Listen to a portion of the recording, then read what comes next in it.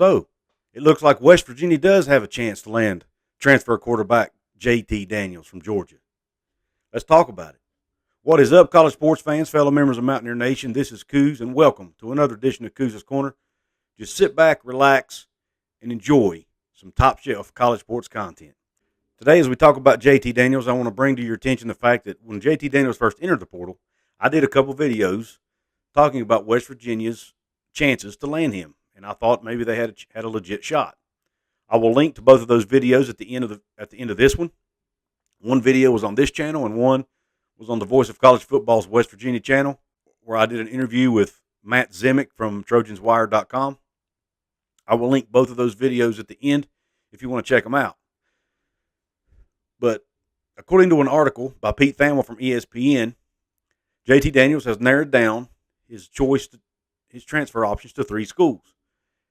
West Virginia is among those, along with Missouri and Oregon State. And he actually visited Oregon State earlier this week. Now, I'm going to break down the advantages and disadvantages of JT Daniels attending all 3 of these schools. And at the end, I'll tell you the one I think he probably ends up choosing at the end of the day. Number 1, let's look at the Oregon State Beavers. Number 1, it looks like they could use some help at the quarterback position. They are returning 4 quarterbacks, including last year's starter, Chance Nolan. However, if you look at the numbers that Nolan put up, it looks like they may not totally trust him going forward. And here are his numbers from 2021. He was 204 of 318 passing, 2,677 yards, 19 touchdowns, and 10 interceptions. His completion percentage was good for 64.2%. Now, that's looked pretty good on the surface. But if you look, 318 passes in an entire 13-game season, not that much. It's only 13 passes a game.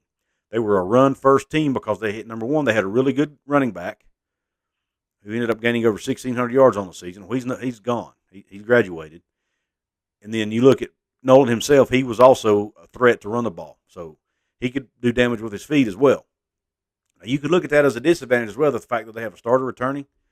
But apparently they don't trust him that much, or they probably would have thrown the ball more than 318 times for the whole season. And I don't think they would be pursuing Daniels in the portal if they thought Chance Nolan was going to lead them to a Pac-12 championship. Advantage number 2, top wide receiver Trevon Bradford is returning for 2022, along with several other receivers. Advantage number 3, they're on the West Coast. JT Daniels is from California, so this gets him closer to home, much closer than where he was when he played at Georgia. It'll be much easier for his family to come watch him play at Oregon than when he played at Georgia.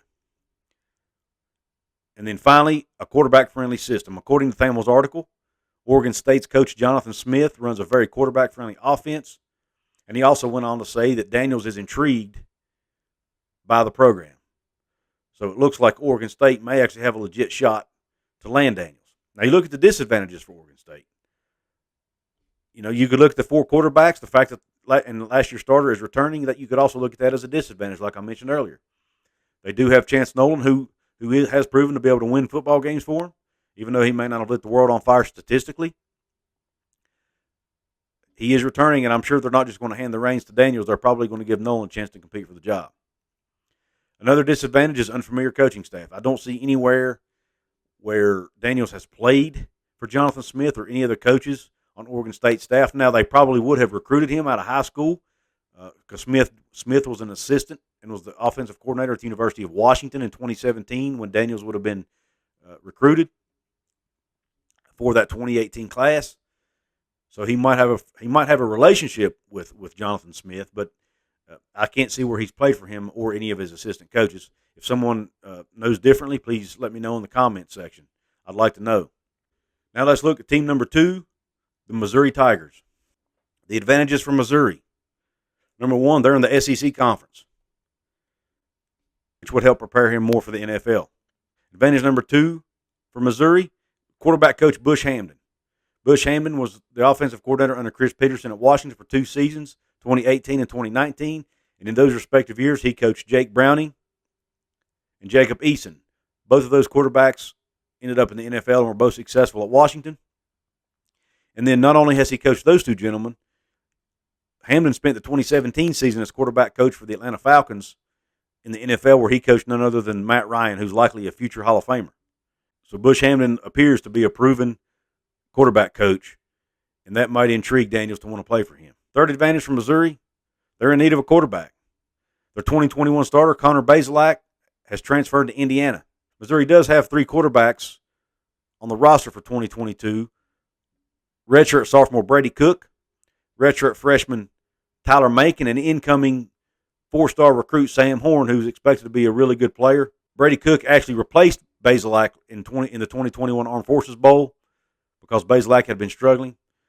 In that game, Cook was 27 of 34, which is 79%, for 238 yards, a touchdown, and also ran the ball for 53 yards and a touchdown. So pretty good numbers for Cook, but that's only one game. Now, they do have high expectations of Horn, who's coming in as a highly touted freshman. But there again, he's a true freshman.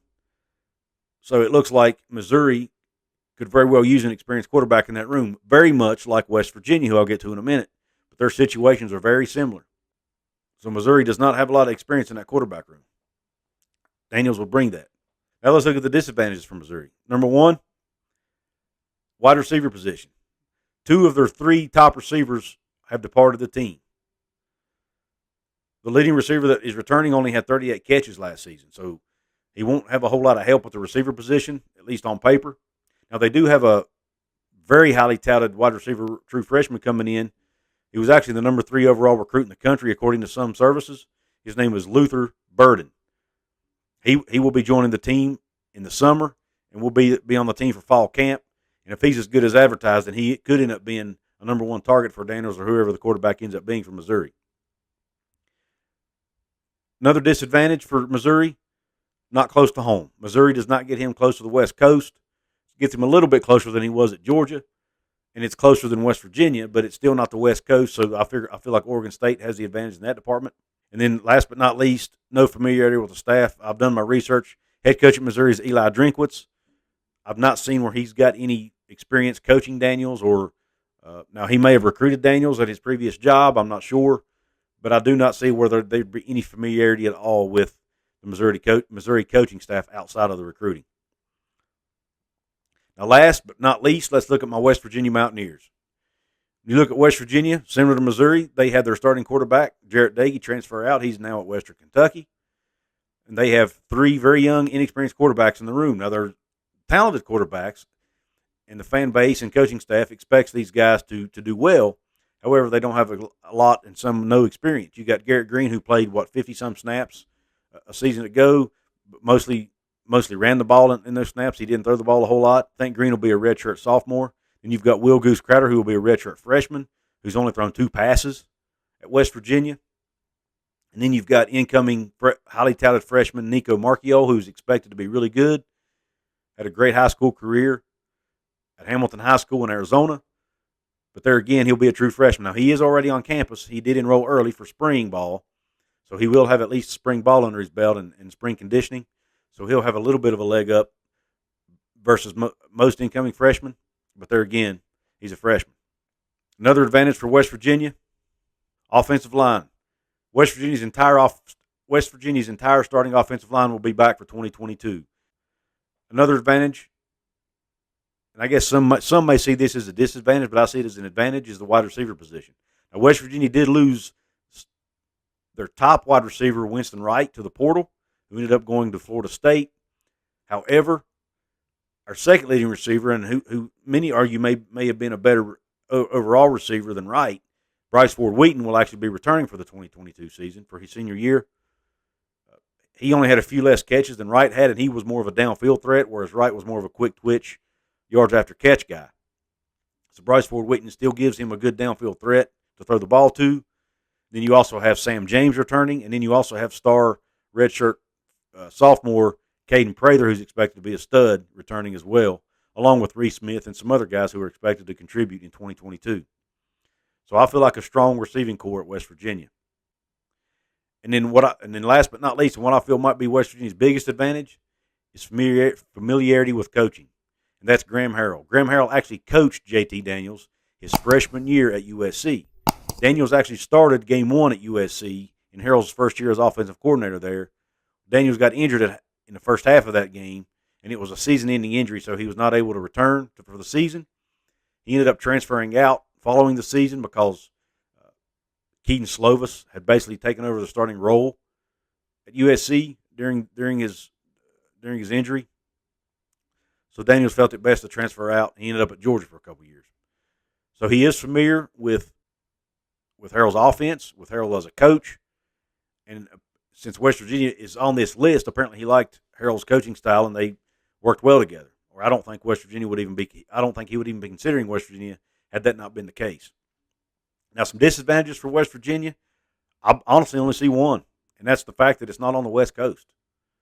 West Virginia would be of these three schools, West Virginia is the furthest to the east. It would be a long way from his home in California to Morgantown, West Virginia, to see him play. So let me know in the comments section. What do you think about JT Daniels? If you're a Mountaineer fan, do you think we have a really good chance of landing him? Or if you're a Missouri fan or an Oregon State fan, what do you think about your chances of landing him? Now, here's my personal opinion. I have no knowledge of this. It's just a total kind of an educated guess or a gut feeling, whatever you want to call it, but I think he ultimately will land at Oregon State. And the reason I believe that is because I feel like being close to home means a lot to these young men. And I think Oregon State will appeal to him for that. And I think he will want to be closer where his family won't have to travel as far to come watch him play. And I think Oregon State has the leg up simply for that reason. Now, I could be totally wrong. It may not mean that much to him. But I know in a lot of cases, playing close to home means a lot to these young athletes. I've heard some say that USC still has a chance. I don't really see that. USC just got Caleb Williams. I don't see why they would want Caleb Williams and JT Daniels both. You would have two guys. Obviously, competition is good, but you're going to have somebody that's disgruntled. And why would JT Daniels go to USC when he knows he's probably not going to be the starter anyway? JT Daniels is going to want to go somewhere where he feels like he has the best chance to start. I'm not saying they have to promise him the job, but he needs to know, he's probably going to want to know that he has the best chance to start. All three of these schools I listed, Missouri, West Virginia, Oregon State, he would have the upper hand to be the starting quarterback on weekend number 1 of the 2022 season. Let me know again in the comments what you think. Do you think Daniels lands at West Virginia, Missouri, or Oregon State, or do you think there's a team not mentioned in this article that could be in the mix? Let me know. Don't forget about the 2 videos I told you about. They're right here. If you want to check them out, where I talked about JT Daniels possibly coming to West Virginia before, when he first entered the portal. I appreciate you tuning in, and until next time, Q Country Roads.